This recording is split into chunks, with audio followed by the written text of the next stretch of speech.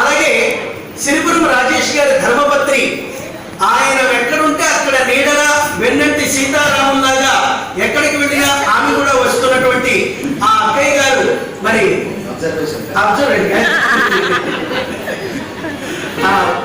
అమ్మగారిని కూడా ఆహ్వానిస్తారు. గట్టిగా వారి పాప కరుణి గారు కూడా గట్టిగా చెప్పండి. ఏ కార్యక్రమమైన తల్లిదండ్రి వెంటుండి నేను వస్తాను నాన్న గారు పూజకి అని చక్కగా ముందొచ్చేటువంటి అక్కయ్య మన గట్టిగా చెప్పండి. మీరు మంచిర్యాల వాస్తవ్యులు, అంత దూరం నుంచి మన అమ్మవారి కార్యక్రమాన్ని చూడటానికి, మీ అందరితో ప్రేమగా మాట్లాడటానికి, మరి మనందరినీ చూసి అమ్మవారి అనుగ్రహాన్ని పొందడానికి వచ్చినటువంటి సిరిపురం రాజేష్ గారికి, అలాగే ఆయన ధర్మపత్రి లావణ్యమ్మ గారికి, వారి కుమార్తె కరుణి గారికి మరొకసారి ఆ అమ్మవారి అష్టైశ్వర్యాలకు కావాల్సింది ప్రార్థిస్తూ మీరు కరతాళ ధ్వనులతో వారిని ఆశీర్వదించవలసింది. మన కులదైవం వాసవి మాత అమ్మవారి పాద పద్మలకు ప్రణమిలుతూ ఈరోజు ఈ గురుస్థానంలో సమావేశం ఏర్పాటు చేసుకుంటున్నాం. జయ శ్రీ వాసవి దేవి బ్రహ్మ విష్ణు శివాత్మిక పరాశక్తి జగద్ధాత్రి కన్యకా పరమేశ్వరి. ఓం శ్రీం హ్రీం క్లీం గ్లం మం వాసవి కళ్యాణ్యం సర్వ సౌభాగ్యం దేహి దేవి స్వాహ.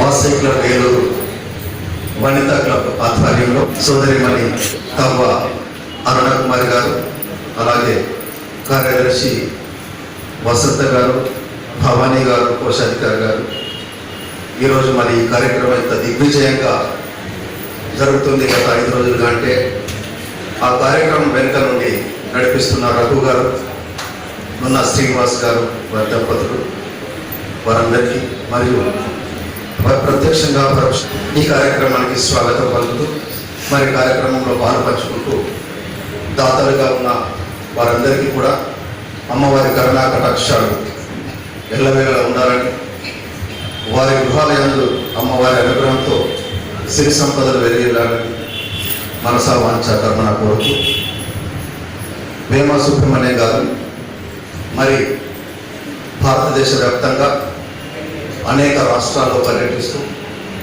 తెలంగాణలో, ఆంధ్రప్రదేశ్లో అడుగుతున్న సమయంలో మంచిర్యాలలో నన్ను సంప్రదించడం జరిగింది. వాసవి క్లబ్ ఇంటర్నేషనల్ ద్వారా నాకున్న పరిచయం మేరకు, అమ్మవారి పట్ల నాకున్న అపారమైన అభిమానము, ప్రేమ, భక్తి, వాత్సల్యం మేరకు మరి అమ్మవారి యొక్క కరుణా కటాక్షాలు అందరికీ విరజిల్లాలన్న ఆకాంక్షతో మరి అనేక కార్యక్రమాలను వారిచే నిర్వహించి వారిని ప్రోత్సహించడం జరుగుతుంది. అనేక సందర్భాల్లో వారు పిలుస్తూ ఉంటారు, సార్ మీరు రావాలి ప్రతి ప్రోగ్రామ్కి అంటే అన్ని వేళ అన్ని సందర్భాల్లో మనకు వీలు కాదు. ఈరోజు ఈ కార్యక్రమానికి రావడానికి కూడా నేను చాలా ఇబ్బంది పడుతూనే వచ్చాను. చివరి క్షణం వరకు కూడా నేను నాది అనుమానాస్పదమైన ప్రయాణమే ఉండే, కానీ తప్పనిసరి పరిస్థితుల్లో మరి నేను చివరి రోజు రాత్రి కూడా వారు మీరు రావాలి సార్, అన్నీ మీరు వస్తారని అంతా వేచి చూస్తున్నాం, రావాలి తప్పకుండా అంటే రావడం జరిగింది. ప్రతి కులంలో, ప్రతి మతంలో వాళ్ళ వాళ్ళ దేవుళ్ళ గురించి అనేక సందర్భాల్లో అనేక చోట్ల గొప్పగా చెప్పుకుంటారు. అదృష్టమో దురదృష్టమో తెలియదు, కానీ మరి వాసవి అమ్మవారి కరుణా కటాక్షలతో మనం జీవిస్తున్న మనం మరి అమ్మవారి గురించి చాలా మందికి తెలియదు. మీకంటే పశ్చిమ గోదావరి జిల్లా పక్కనే పెనుగొండ ఉంది, అమ్మవారు ఉన్నారు, మీరు వెళ్తారు వస్తారు, అమ్మవారి కరుణ మీపై మెండుగా ఉంటుంది, అది నాకు తెలుసు. కానీ అనేక ప్రాంతాల్లో పెనుగొండ వెళ్ళారా అంటే 1000 మంది కూర్చున్న సమావేశంలో ఒకరో ఇద్దరో చేతులు లేబట్టిన సందర్భం. మరి అమ్మవారి ఆశయాలు ఏంటి, మన జన్మకు సార్థకత ఏంటి, మనం ఎందుకు జన్మించాం, మరి ఆయారం గయారం లాగా అనేక జీవరాశులు ప్రపంచంలో కోటాను కోట్ల జీవరాశులు ఉన్నాయి, మనము ఉన్నాం. మరి మనకు మానవ జన్మకు తేడా ఏంటి, మానవ జన్మకు వైశ్య జాతికి తేడా ఏంటి అనేది అమ్మవారు తన జీవితంలో తాను అమలు పరుస్తూ చెప్పిన విధానాన్ని మనం తెలుసుకోవాల్సిన అవసరం. చాలామంది అంటారు వైశ్యులు పిసినారులు, లేదు మనం పిసినారులు కాదు, అది మనం చాటి చెప్పాలి, అంటే మనకు తెలియాలి. భారతదేశంలో ఎక్కడ పోయినా పట్టడు అన్నం పెట్టే వాళ్ళు ఎవరైనా ఉన్నారంటే వైశ్య జాతి ఒకటి. దయాగుణం, స్నేహగుణం, దైవగుణం, ప్రేమగుణం అన్నీ ఉన్నాయంటే కేవలం ఒక వైశ్య జాతి మాత్రమే. కురుక్షేత్రం అయిపోయిన తర్వాత కర్ణుడు అపశయం మీద ఉన్నాడు.